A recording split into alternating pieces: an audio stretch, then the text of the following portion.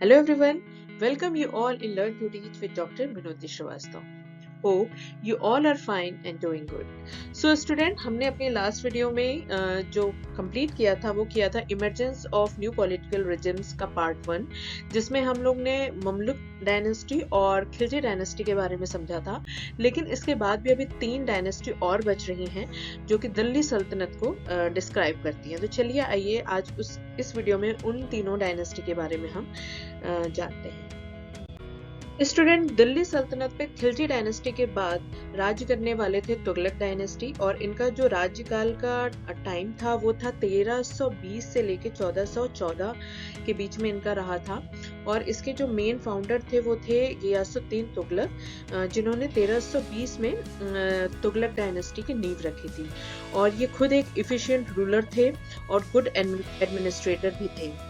और इन्होंने बहुत ज़्यादा प्रमोट किया था पीस को, यानी कि शांति, प्यार और नेचुरल जस्टिस, यानी कि प्राकृतिक रूप से जो चीज़ न्याय में होती थी उस चीज़ को इन्होंने काफ़ी प्रमोट किया था।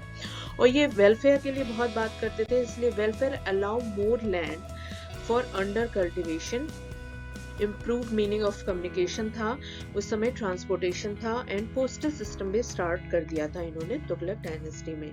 Construction of bridges and canal भी हमें देखने को मिलते हैं तुगलक डायनेस्टी में। तो कहीं ना कहीं जो गियासुद्दीन तुगलक थे उन्होंने सोसाइटी के वेलफेयर के लिए बहुत काम किया था। और इसी का तुगलक डायनेस्टी का ही एक एग्जाम्पल है जो तुगलकाबाद फोर्ट है दिल्ली में, वो भी उसी समय का कंस्ट्रक्शन हुआ था।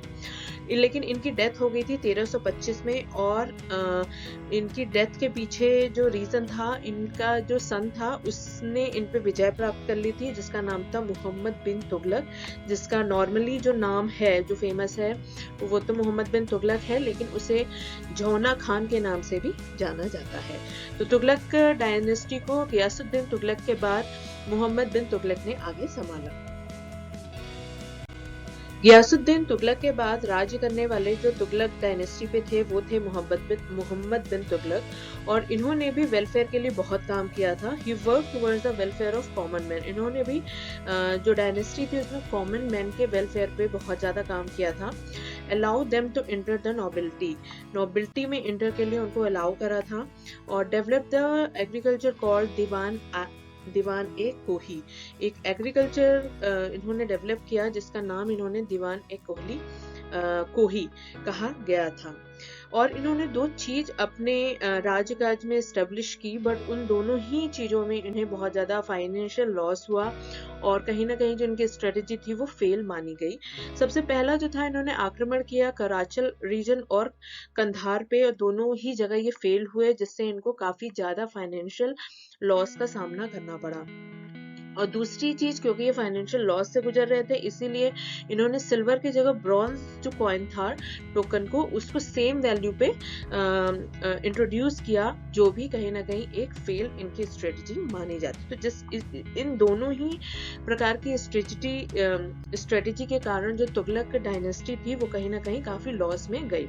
और फिर उसके बाद 1351 में ड्यू टू प्रोलॉन्ग सिकनेस इनकी डेथ हो गई। मोहम्मद बिन तुगलक की डेथ हुई 1351 में, एक बहुत लंबी बीमारी से गुजर रहे थे, जिसके बाद उसके बाद तुगलक डायनेस्टी पे राज करने वाले जो थे वो फिरोज शाह तुगलक थे। उनका जो एटीट्यूड था वो प्रोग्रेसिव था, और progressive towards art and learning था। Constructed canal and irrigation, establish new town, madrasas and factories. तो ये एक तरीके से प्रोग्रेसिव एटीट्यूड इनका दिखाता है। इन्होंने एक टैक्स को भी स्टार्ट किया जो था जजिया टैक्स के नाम से जाना जाता है, जो कि अपर कास्ट ऑफ हिंदू पे लगाया जाता था। बट ये इनकी स्ट्रेटजी भी सही नहीं थी, और कहीं ना कहीं इन्होंने इस्लाम धर्म के इतना ज़्यादा प्रमोशन किया, और इन्होंने जितनी भी उसकी आइडल थे उसको डिस्ट्रॉय करना शुरू किया। टेम्पल्स थे और उसमें जो मूर्तियाँ थी उसको डिस्ट्रॉय करना शुरू किया, जिसकी वजह से जो हिंदू थे उस समय के वो इनके अगेंस्ट होना शुरू हो गए थे, और धीरे धीरे ये जो तुगलक डायनेस्टी थी वो समाप्त होना शुरू हो गई थी। स्टूडेंट, दिल्ली सल्तनत पे राज्य करने वाली तुगलक डायनेस्टी के बाद जो डायनेस्टी आती है वो है सैयद डायनेस्टी। जो कि जिसका जो कार्यकाल था वो 1414 से लेके 1450 के बीच में था, तो यानी कि बहुत ज़्यादा लंबा इसका कार्यकाल नहीं रहा है। और ये सैयद डायनेस्टी क्यों कहलाई, इसके पीछे जो रीज़न था वो ये था, खिज़र खान जो कि एक लेफ्टिनेंट थे तैमूर के, वो एक सैयद थे और इन्हीं की वजह से जो डायनेस्टी थी उस समय की, उसे सैयद डायनेस्टी कहा गया।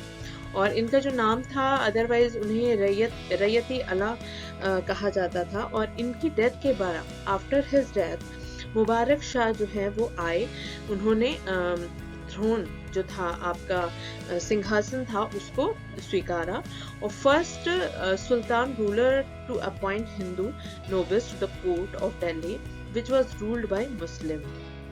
और इन्होंने अपने राज्यकाल में मुबारकबाद नामक की जो सिटी है उसको बनाया, जो कि बैंक ऑफ रिवर जमुना पे है, जो कि जमुना रिवर के आपको बैंक में यानी कि किनारे पे मिलती है मुबारकबाद सिटी। स्टूडेंट्स, सैयद डायनेस्टी के बाद दिल्ली सल्तनत पर लोधी डायनेस्टी का राज हुआ, जिसका कार्यकाल था 1451 से लेकर 1526 के बीच में। तो इनके जो मेन फाउंडर थे या जो जिन्होंने सक्सेस प्राप्त की थी वो थे बहलोल लोधी। इन्होंने सैयद डायनेस्टी पे आक्रमण किया और सक्सेसफुल हुए, और आफ्टर हिज सक्सेस उन्होंने एस्टेब्लिश की लोधी डायनेस्टी। इसीलिए इनको एक ग्रेट स्ट्रेटेजिस्ट माना जाता था, और ये हृदय से भी बहुत अच्छे सोल्जर थे। इनकी डेथ हो गई थी 1489 में, और उसके बाद इनका जो सन था, यानी कि जो इनका पुत्र था सिकंदर लोधी, उन्होंने राज्यकाल को संभाला। तो सिकंदर लोधी का जो रियल नेम था वो निजाम शाह था, लेकिन उनको टाइटल मिला था सुल्तान सिकंदर शाह का। निजाम सिकंदर लोधी था, उसको टाइटल मिला था सुल्तान सिकंदर शाह का। और ये जो आपके निजाम शाह थे यानी कि सुल्तान सिकंदर शाह, इन्होंने आगरा को बनाया था और इसे दिल्ली की एज ए कैपिटल इन्होंने उस समय डिक्लेयर की थी। सो स्टूडेंट, यहाँ पे हमारा जाके दिल्ली सल्तनत के पांचों डायनेस्टी का एक ब्रीफ डिस्क्रिप्शन हमें देखने को मिला। अभी भी दिल्ली सल्तनत पे जो राज्य था वो कंप्लीट नहीं होता है। इस चैप्टर को एक वीडियो के साथ हम और जानेंगे, समझेंगे, तब जाके हमारा ये जो चैप्टर है वो कंप्लीट होगा। तब तक आप अपना ख्याल रखिए, फैमिली वालों का ख्याल रखिए। मिलते हैं फिर अपनी नेक्स्ट वीडियो में। Take care and bye.